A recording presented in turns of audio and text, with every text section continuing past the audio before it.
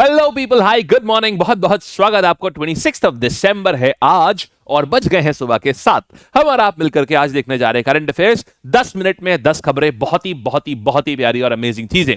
आइए, और चैनल को जरूर सब्सक्राइब कर लेना, क्योंकि सुबह सुबह डेली हम ये सेशन लाते हैं और 10 मिनट में आप किसी भी एग्जाम की तैयारी कर रहे हो ना, आपको शर्तिया यहीं से ही आपका कंप्लीट करंट अफेयर्स आपका पूरा हो जाएगा।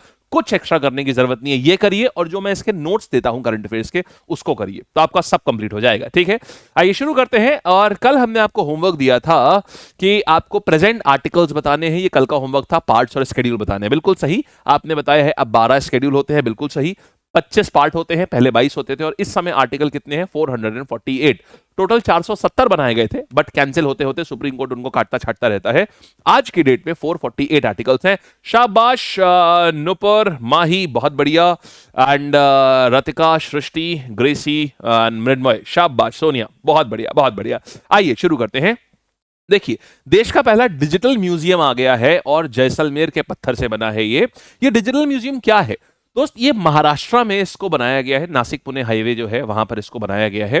तो ये जैन धर्म की पूरी संस्कृति जो है इसको दर्शाएगा और ये भारत का पहला डिजिटल म्यूजियम है। इसमें जितनी भी जैन मैन्यूस्क्रिप्ट हैं, मतलब जो नहीं ताम्र किसी चीज के ऊपर, पत्ते के ऊपर लिख दिया गया, पाम लीफ पे जिसको प्रिजर्व करके रखा गया है, या दीवारों पे जो जैन पेंटिंग्स हैं, तो उन सब की जो हाई डेफिनेशन फोटोज हैं वो यहाँ पर प्रदर्शित करी जाएंगी। जितने भी जैन तीर्थंकर स्थल हैं वो सब यहाँ पर, तीर्थ स्थल वो सब यहाँ पर दिखाए जाएंगे।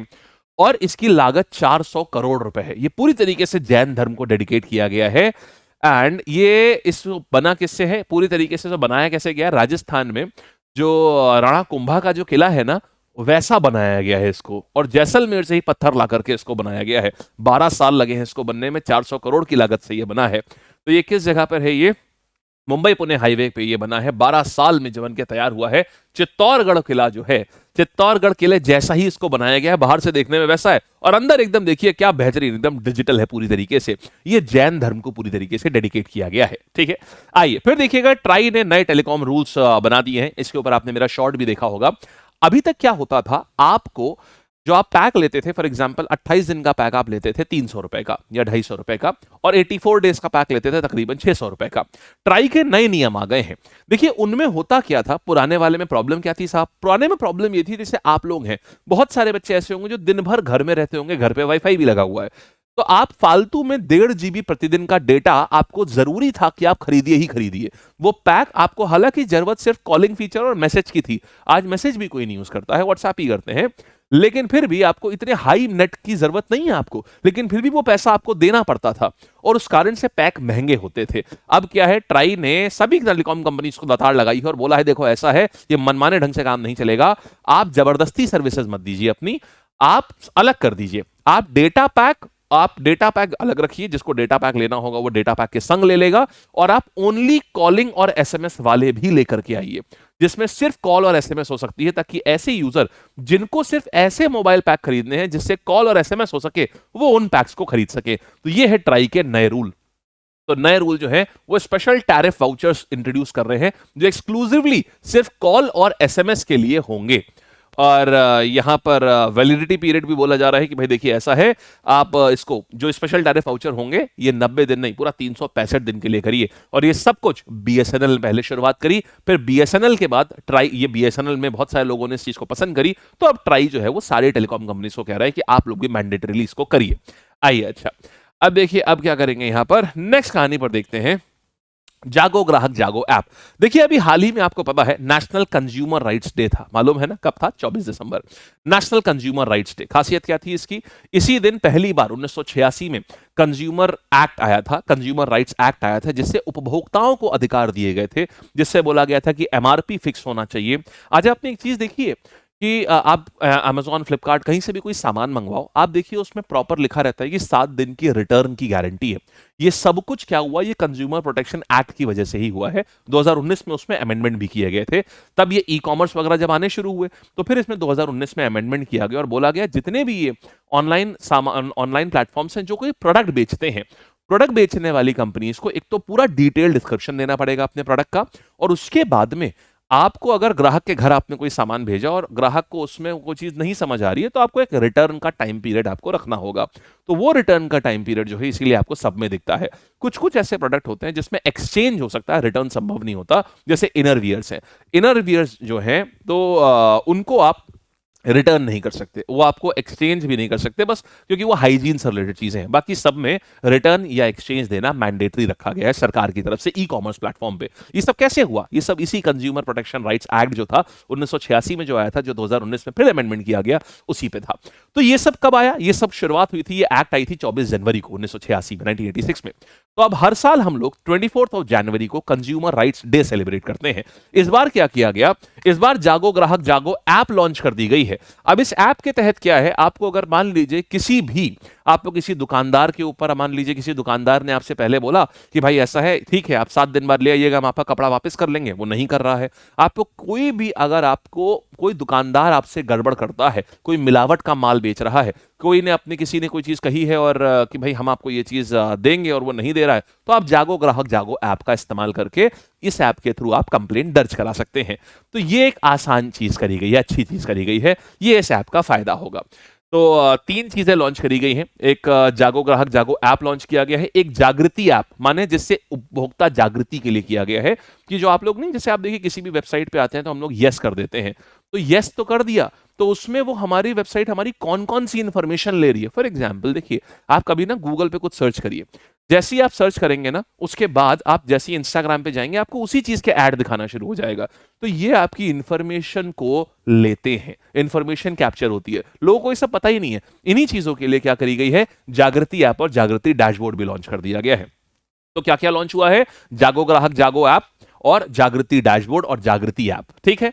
आइए, अच्छा फिर देखिए, मध्य प्रदेश को ग्लोबल डेस्टिनेशन फॉर 2025 डिक्लेयर कर दिया गया है। ये बहुत बड़ी बात है, क्योंकि ये किया किसने है? ये यूनेस्को ने करा हुआ है। यूनेस्को ने बोला है भाई देखिए ऐसा है, मतलब यूनेस्को कह रहा हूं, वॉल स्ट्रीट जर्नल जो कि एक बहुत फेमस पत्रिका है वहां की, यूएस की, उसने करा है ये। वॉल स्ट्रीट जर्नल ने बोला है गो टू प्लेसेस फॉर 2025 में मध्य प्रदेश को गो टू प्लेसेस या go to global destination for 2025 इन्होंने डिक्लेयर कर दिया। इस पत्रिका ने क्यों डिक्लेयर करा, इसका भी कारण बताता हूं आपको।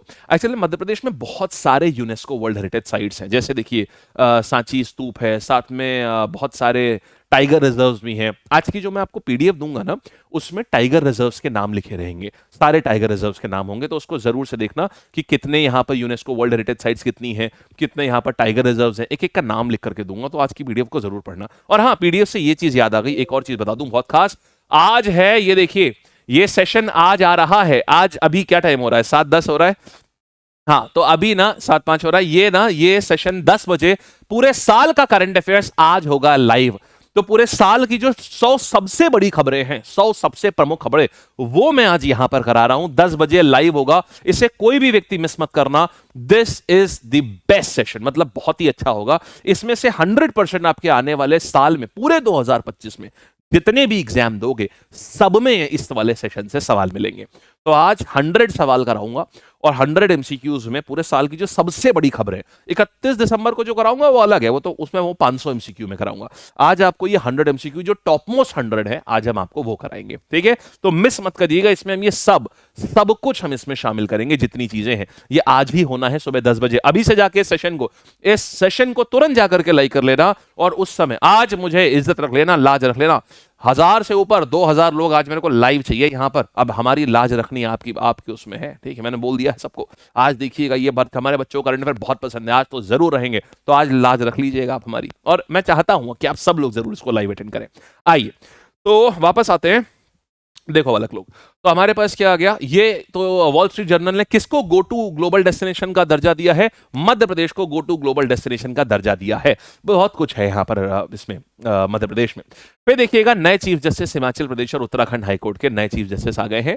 देखिए, जो लोग बैंक की तैयारी कर रहे हैं उनके लिए ये न्यूज इंपॉर्टेंट है। एसएससी रेलवे में ये वाली न्यूज, जो राज्य के चीफ जस्टिस होते हैं आमतौर पर नहीं पूछता है, बहुत ही रेयर है कि राज्य के चीफ जस्टिस पूछ ले।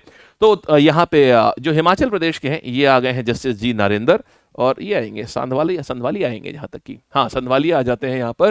हिमाचल प्रदेश के कौन आ जाएंगे? जीएस संधवालिया, और इसके बाद में नरेंद्र जी नरेंद्र जी आ जाते हैं हाईकोर्ट के। तो देखिए हाईकोर्ट उत्तराखंड में क्या है, उत्तराखंड देवभूमि है ना, तो देवताओं के नाम में हम लोग इज्जत से लेते हैं ना, तो इनके नाम में भी देखो इज्जत लगी है, जी लगा है ना एंड में, खत्म कहानी। तो नरेंद्र जी हाईकोर्ट के हो गए। और हिमाचल प्रदेश में क्या है, संधवालिया, ये आ जाएंगे हिमाचल प्रदेश के नए चीफ जस्टिस हाईकोर्ट के। कौन रिक्रूट करता है, this is a very important question.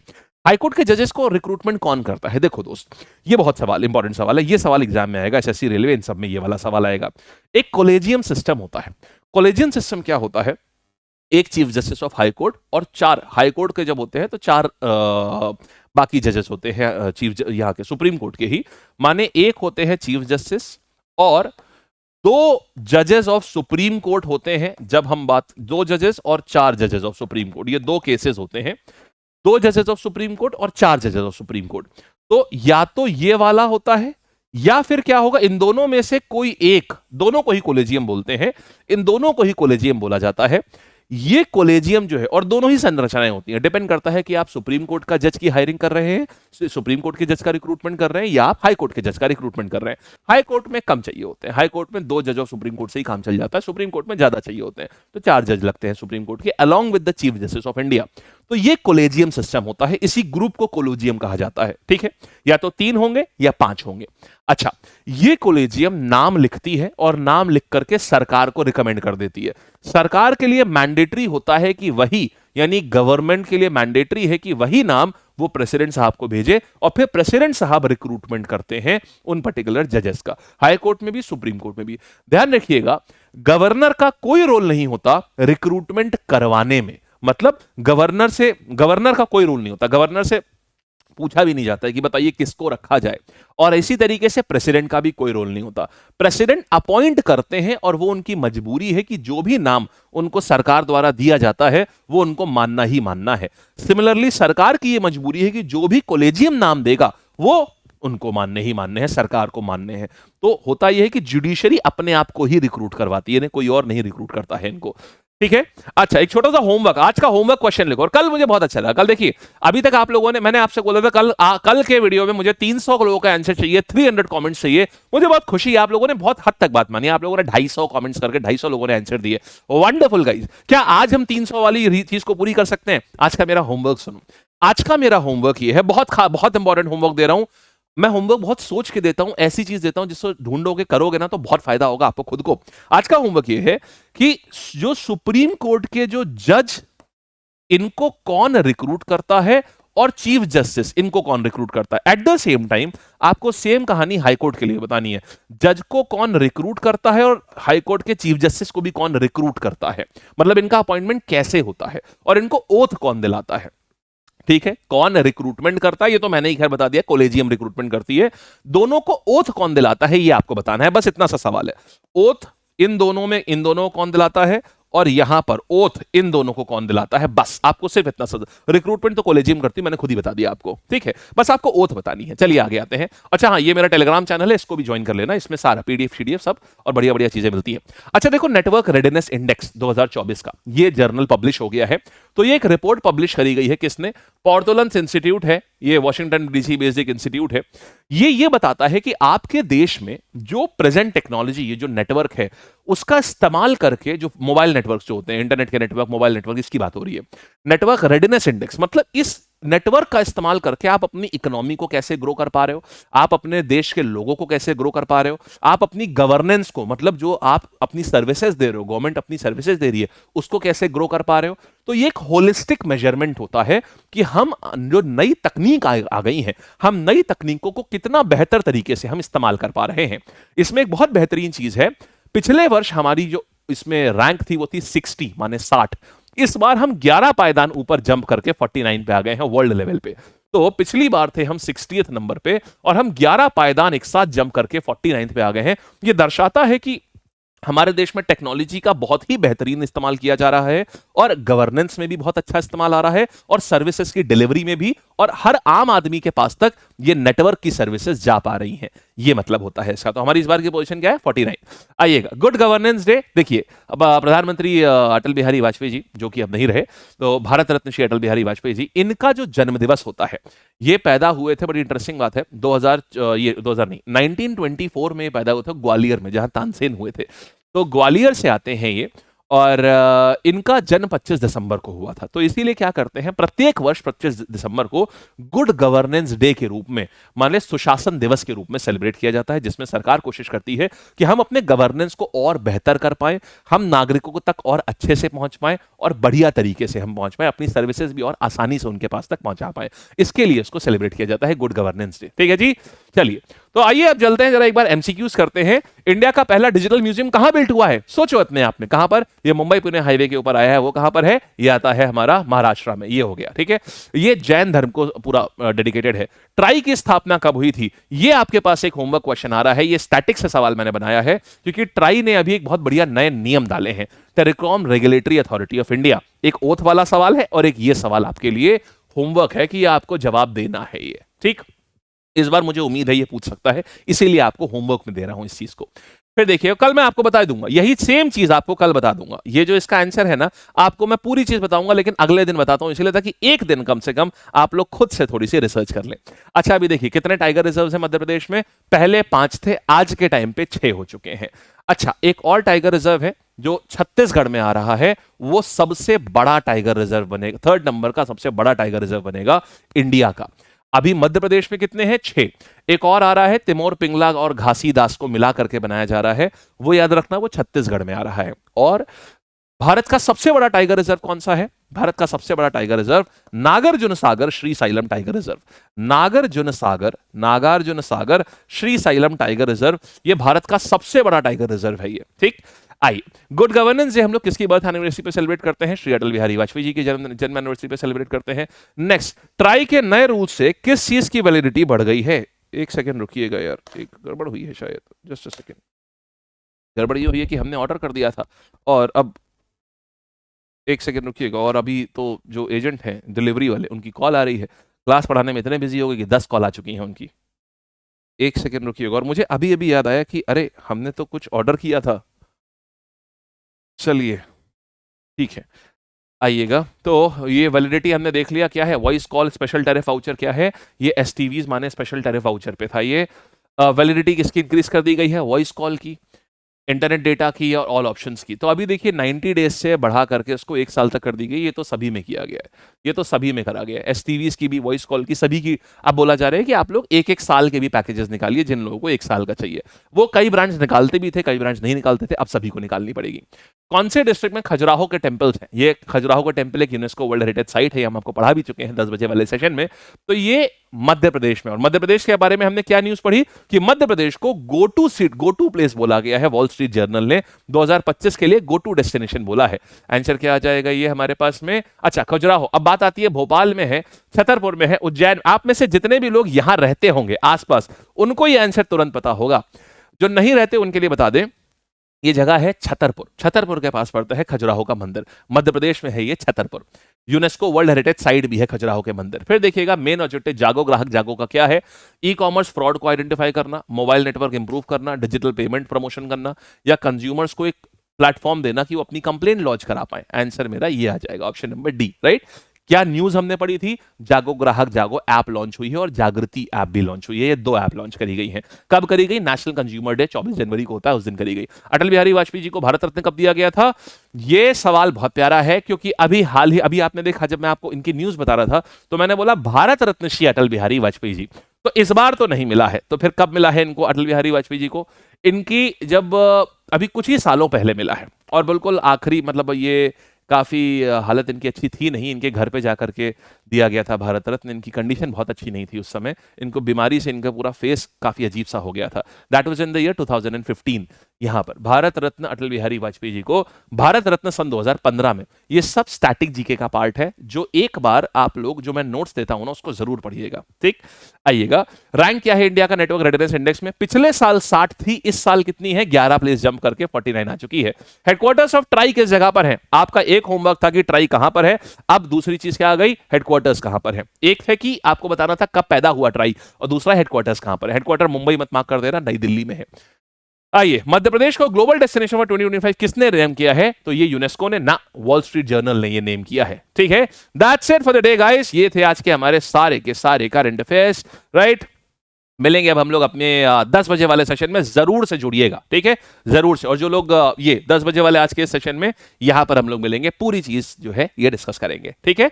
और जो भी बच्चे एसएससी का 0 लेवल से प्रिपरेशन करना चाहते हैं वो इसमें आएंगे, जंबो फाउंडेशन ये भी शुरू हो चुका है, ठीक। और रेलवे वालों के लिए ये है। चलो जी, बाय बाय, मिलते हैं 10 बजे, हाँ।